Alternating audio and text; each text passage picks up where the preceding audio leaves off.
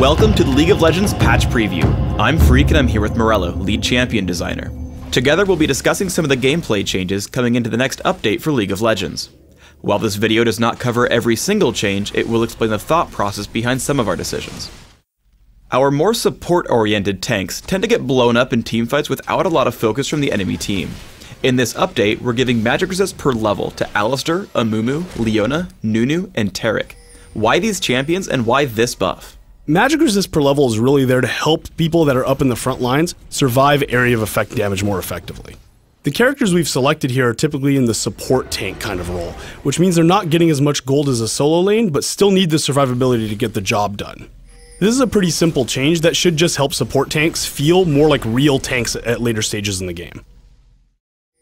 Master Yi has some pretty big problems with consistency, and it makes him either dominate a game or completely fall flat.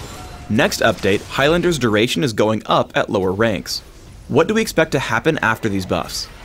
Highlander's really the thing that lets Master Yi be Master Yi, and an increased duration on this means he's Master Yi more often.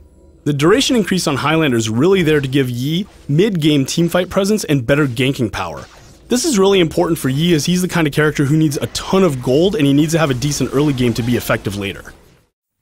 Ryze has a few major issues. First, he's overpowered in high-level play as he deals way too much damage for how tanky he gets.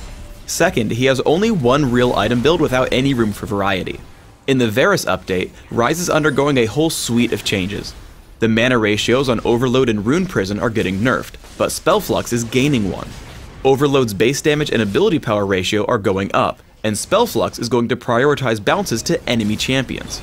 We're tweaking some of his base stats, mana costs, and spell rages to make him more consistent with other mages. Finally, his ultimate is losing its passive mana and gaining an additional active effect, granting bonus movement speed. What do we expect to see out of these changes to Ryze? By lowering the mana to damage ratio on his spells and removing the passive mana from his ultimate, the tanky build is just going to do less damage. With him getting improved AP ratios and spell flux hitting champions more often, buying AP should be a much more attractive option if you want to do lots of damage. For example, instead of buying a Banshee's Veil, you could opt for more damage and a Rod of Ages, or you could upgrade your Tear of the Goddess into an Archangel Staff and actually get legitimate damage returns on it.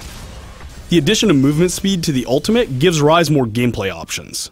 Since you can now choose to build Ryze either in the traditional tanky manner or a little bit more of a glass cannon, this movement speed lets the glass cannon build specifically kind of skirt at the edges of a fight and choose good opportunities of when to attack.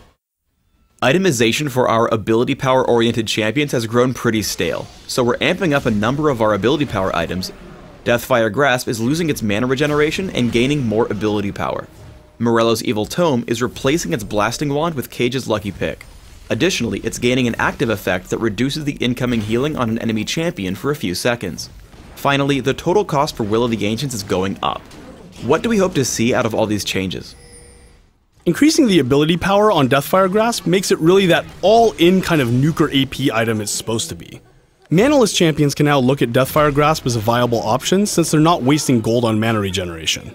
Since Morello's Evil Tome now builds out a Cage's Lucky Pick and contains all stats that support should find attractive, this is going to be a really interesting item for support players. The new Grievous Wounds active allows casters and supports to be able to deal with healing and sustain without having to choose Ignite. Item-based counters are a really good way for a team to look at the enemy team comp and go, wow, we really need to deal with this right now.